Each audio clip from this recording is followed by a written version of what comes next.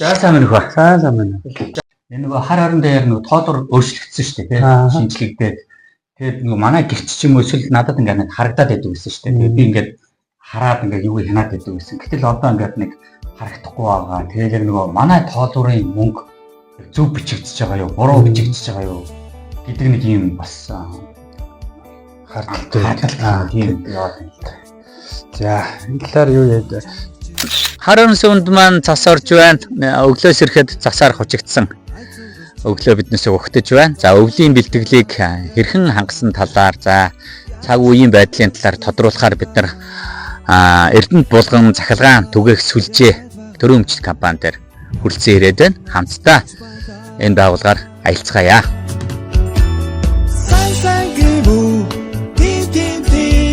ер нь бол хэрэгж болгонд одоо манайхан ерөөсө тоолорын заалтаа харж чадахгүй байна. Ингээд сар болгоны мөнгө ирэхийн үнийн мөнгөтэй ингээд байнга яригчээд одоо ингэ жишээ болгоод нэг хэрэглэжээ. За Одоо энэ тоолорын номер орно. Одоо манай програм дээр очиод яг тухайн заалт нь саяны авсан заалтуудад таарж нэг үе хэдүүлээ бас шалгаад үзчихье. за Тоолорын номер орно. За 06 22 47. За хэрэгжиг заалтуудыг чи өдөр шөнө ороо нийтийг хэлдэ. За юу нь болохоор 193 Өдөр юм уу? өдөр нь те 193. Шөнө нь энэ нь болохоор 73. тэгэхээр одоо хэдүүд энэ компьютер дээр тухайн хэрэг хичээхээ тоолорынхын кодоор датаад үзээтгэе.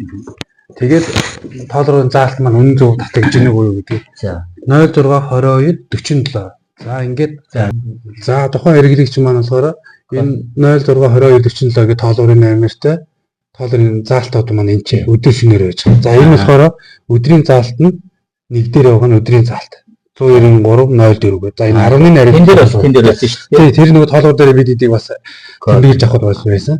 За энэ хоёр гэсэн нь болохоор шинийн тариф нь болохоор 7332 гэдэг. Энэ шууд хүн ингэж бичээ сууж идэг юм уу? Эсвэл шууд автоматар за тийм кодтай адилах яг тэд гарсан гэдэг програм гараад. Програм гараад. Тоолорын номерыг хийнгүүт автоматар шууд програм өрөө ботчих гэсэн үг. Хэрэглэгчийн манай захиргаачийн үнээс сарын одоо 20-оос 20-ны хооронд ч юм уу тухайн сарын хэрэглээг нь болохоор бид нар он сараа зааж өгөөл зөвхөн энэ ч тэдэн сараас тэдэн сарын тэдний хоорондох бичлэлтийг харъя гээл шууд програм дээр уншуулгууд бүх кодоор манай 10,000 хэрэглэгчийн мэдээлэл програмд орсон байгаа. Бүгд татагдаад нэгэн зэрэг татагдаад хэрэглэгчийн мессежийг явуулаад захиргаачийн үнсний төвөө борлуулалт хийж байгаа. Тэгвэл одоо шинэ хүн чинь нэг гэрлүүн очиад нэг тоолор бичээл хүн чинь ингээл бичдэг байсан. Тэгэхээр хүний алдаатай хааграмжгүй ч юм уу самууснаасаа болоод өөр бичих гэдэг ийм зүйл байхгүй дан програм ажилладаг гэсэн үг. Програм тий. Ер нь ухаалаг програм шилжсэнтэй холбоотой манай салбарын төвийн хэрэглэгчтэй бол бүх хэрэглэгч маань ухаалаг доллараар тавигдсан байгаа. Хүн очиж гарын заалт аваад буруу зөв авсан хүн лимит бас тодорхой хэмжээний бас тоог нь буруу харсан марсан юм андуурлууд энэ төр бол энгийн толгой дээр гарч ирэх тохиолдол байдаг л да. Энэ толгойн хувьд бол тийм байхгүй. Эрдий бас нөгөө мэдхийг хүсэж байгаа нэг чухал зүйл бол одоо нэг шөнийн өнгөлтийн талаар Тийм. бас яг мэдхийг хүсэж байгаа шүү дээ. Манай энэ харны төвийн айл өрхийн хэмжээнд болохоор 2 тариф тоолоор төслийн хүрээнд бүрэн хамрагдсан байгаа. Тэгээ 2 тариф тоолоор маань болохоор хэрэглэгчтэй болол 11 сарын 1-ээс 3 сарын 31-ний хооронд 220 кВт-ийн тоолоортой хэрэглэгчд болохоор 1500 кВт. За 380 хэрэглэгчтэй болохоор 3000 кВт хүртэл шөнийн гасны хэрэглээг нь хөнгөрөх боломжтой байгаа. Ингэснээр манай бүх харны төвийн бүх айл өрхүүд маань болохоор ойролцоогоор дунджаар 220 хэрэглэгч бол нэг 140-150 мянган төгрөгийн хөнгөлөлт хамрагдана. За 380 хэрэглэгч маань 300 мянган төгрөгийн хөнгөлөлтөнд хамрагдаад сар болгоо яг бүрэн дэрийг ашиглаж чадах юм бол тийм боломжууд нэгдэж байгаа. Одоо зарим хэрэглэгч бол яг нэг чадал нь хөрөхгүй бага төгрөг тавьжаад манайх ингээ бага хөнгөлөлтөө бас юм яриад байхгүй. Тэгэхээр чинь нөгөө тухайн яг 1500 кВт маань одоо сарын 30 хоногтой ингээд тухайн хэрэглэгч маань яг бүрэн ашигласны үндсээр тийм хөнгөлөлт хамрагдах боломжтой байна. Хар орны айлууд маань бол бүгдээрээ одоо бараг тийм Одоо харны болчиход байна шүү дээ.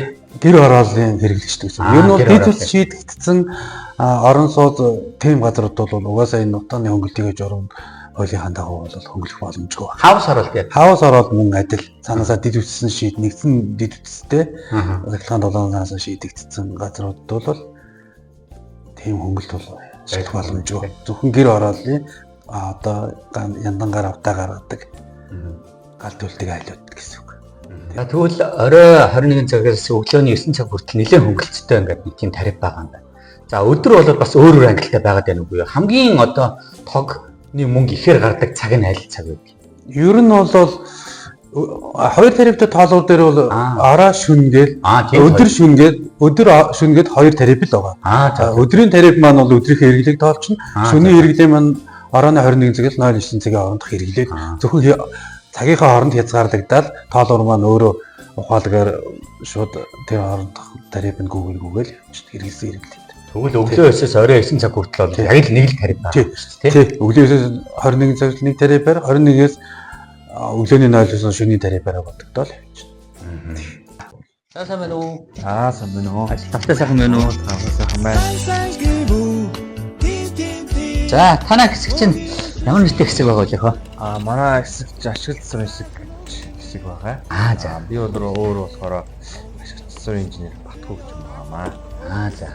Иймд гараад шүнж байсан, өдөрч байсан, цастайч байсан, бороотойч байсан маань бид нар ч нөгөө хэвийн бус нөхцөл гэдэг өнөрөөсөө тэр байгаа. Хог тасраад диспетчер мэдэгдээл одоо тэр аймгийн тэр сумын тэр шугам тасарчаа тоггоочлоо гэж байна гингүү.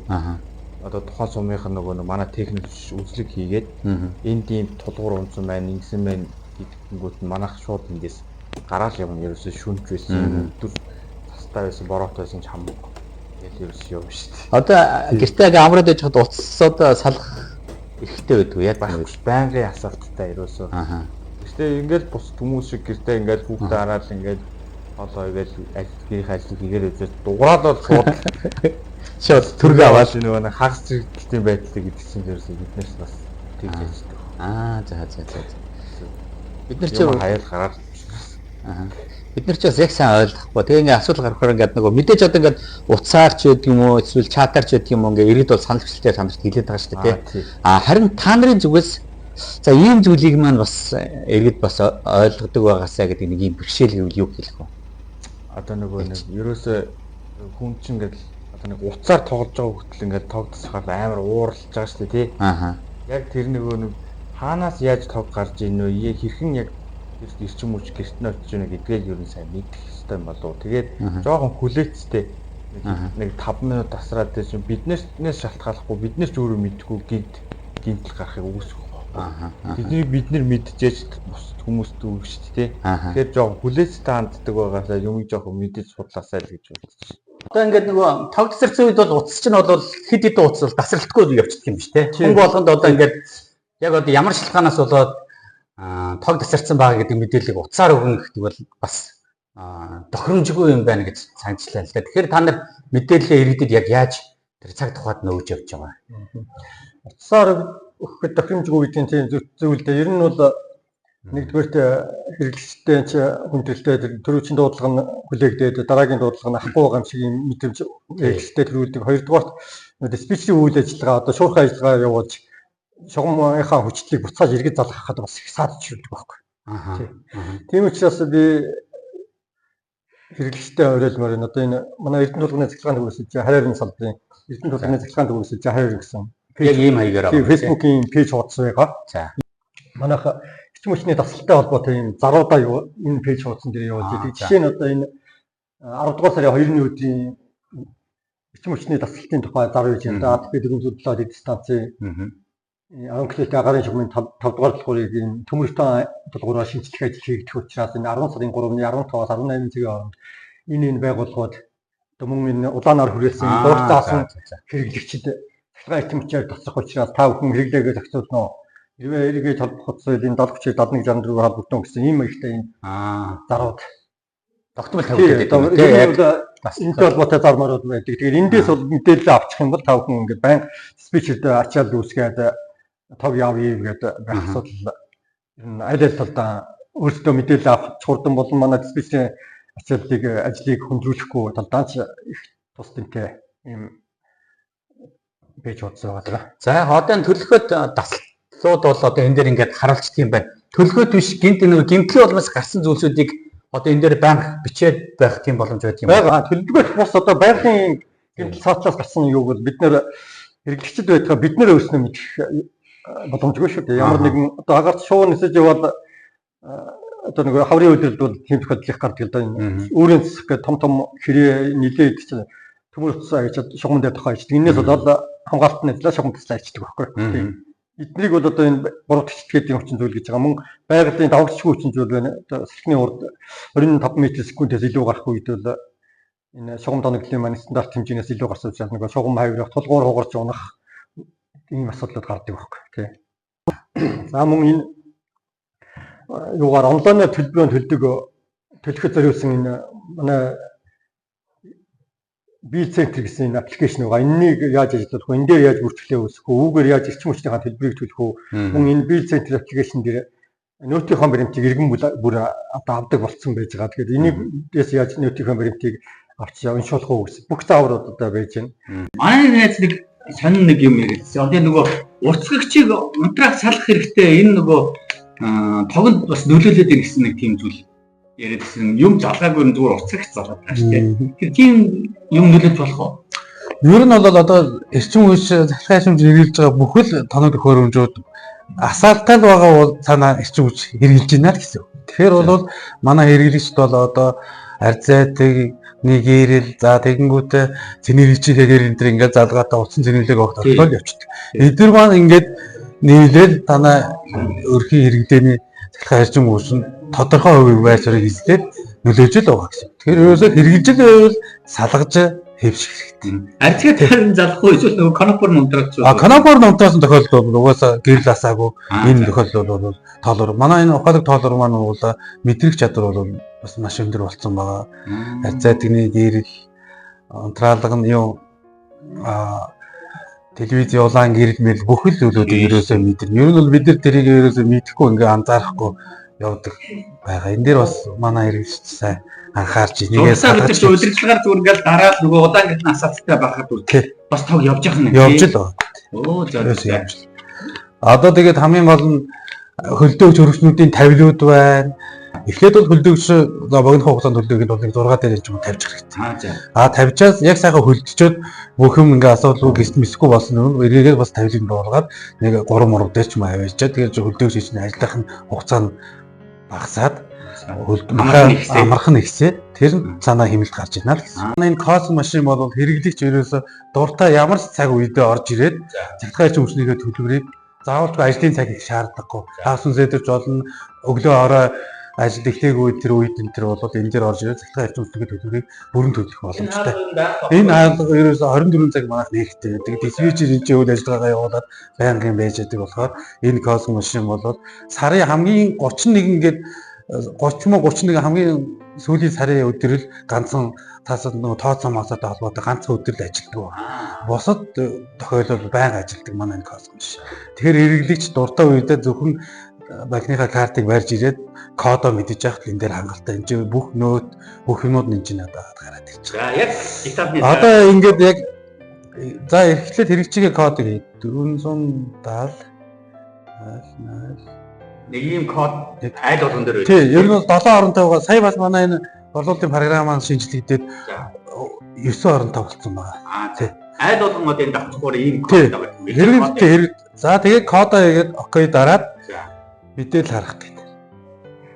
За тэгэнгүүт энэ тухайн хэрэглэгчийн маань ингээд код нь 470 гэдгийг маань урд нь 38 гэдэг бүх хэрэглэгчийн 9 оронтой болоод код маань 38 гэсэн код бас нэмэгдсэн байгаа. Ингээд 9 оронтой болсон. 38 470 1 гээд.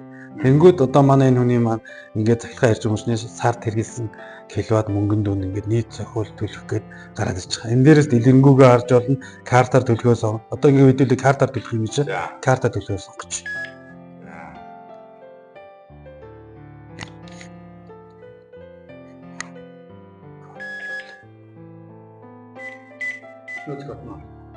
За ингээд кодоо хийгээд Энэчнээс иргэн байгууллага гэж гараад ирж байгаа. Иргэнээ сонгоод.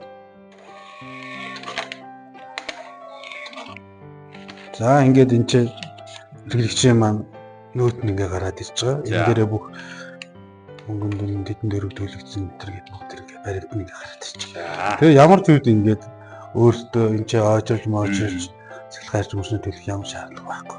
За энэ амар байт юм аа. За тийм. Эндээс ингээ гараад. Сүүлийн юм шиг энэ автомат болоод энэ автомат ходог хүртэл амар болоод 24 цаг болоод яд. Одоо ер нь бол ингээд бүхэл юм цахим хэллэгээр шийдэж байгаа даруйдуулаад манай байгуул бол бас энтэйгээ мөр зэрэгцэн ажиллаж байгаа гэж. Манайд байгаа 16 техникийг байнгын GPS-ээр хянж яадаг. За. Одоо нэг сум руу гараад явлаа гэхэд манай 15 сумдаа гараа явлаа гэхэд энэчнээс байнга замдаа цастай шуурхтай шугам дагж яадаг. Тийм болохоор энэчнээс байнгын хяналттай байж яадаг. За. Одоо жолооч маань альва эрсдэлд орлоо гэж одоо цасан шуурган төрлөө гэж одоо энэчнээс зааварчилгаагаа өгч За. замыг хөтэлдэг. Тэгэхээр ингээ баян мэдээлэл ирсээ таснаасаа бүр байхгүй мэн. Байхгүй тийм. Хурdaa хэмжин, түлшээ хэмжин энэ дээрээсээ. За. Одоо энэ 1441 УАЗ фермер Энд явж ш тий. Энэ одоо ингээд Туркийн засмалаар ороод одоо ийшээ цайдам руу явж гин гэсэн. За. Одоо ийшээгээ дараад бүх мэдээлэлээ загнагч гаргаж гин гэсэн. За, сайн байна уу? Сайн байна уу? За, сайн байна уу? Сайн байна. Ажил дээр тавтай сайхан уу? За, сайхан амарч байна.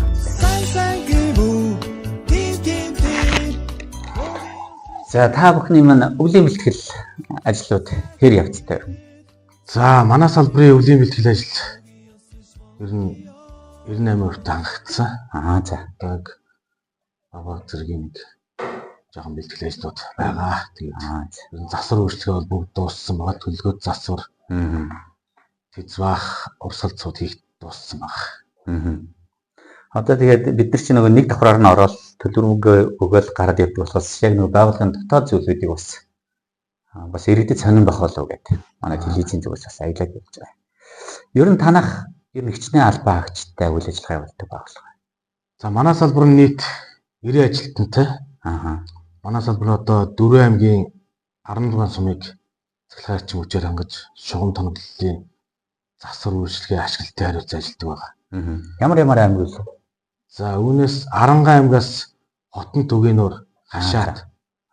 Булган аймгаас Гурван булаг Хашаант сум байна. За, Төв аймгаас Эрдэнэ санд Өндөр ширээт Бүрэн Дэлгэр хаан гэдэг угшаа. За, Үүрэнгаагаас болохоор Баян өндөр бүр зүйл үлзийт Хужирт Батүлжи хар өрн гэдэг нийт 16 сумыг цэглэхаарч мөчөөр ханган шугам тоноглолын ашиглалт засвар үйлчлэгээ хариуцсан ажилладаг. Ийм байгууллага байна. Сүүлийн үед ер нь төр засгаас анхаарах юм уу? Шинжилтийн ажлууд ер нь хэрэг явагдаж байгаа. Өмнөх үед дээр. За, сүүлийн жилүүдэд манай хийгдсэн томоохон ажлуудаас хийвэл харны төв дээр Дэлхийн банкны төсөл эрчим хүчний төсөл 2-ын хүрээнд харны төвийн 0 төвлөлтийн цалхаан дамжуулах агарын шугамыг бүрэн шинжилж өөрөөр хэлбэл төмөр хутаалхууртай сивцтэй шугам болгож бүх тоолгуудыг ухаалаг тоолоор шийдэж байсан байна. Энэ нь болохоор одоо 85 км орчим 0.4 шугам гортно. Тэгээд нийтдээ нэг 4.2 тэрбум гаруй төгрөгийн хөрөнгө оруулалт хийгдсэн байна. Энэ нь бас их том ажил шүү тийм. Том сумын хэмжээнд харын сумд бол том ажил. Ер нь аймгийн хэмжээнд хийгддэг ажлууд байгаа. Энэс манай компани хэмжээнд бүх салбаруудынхаа аймгийн төвүүд харны төвийг ингэж шинжилсэн томоохон ажил болсон байна. Хар өрн бүр шинжилгээдээ дууссан уу? 100% дууссан байна. 100% дууссан байгаа.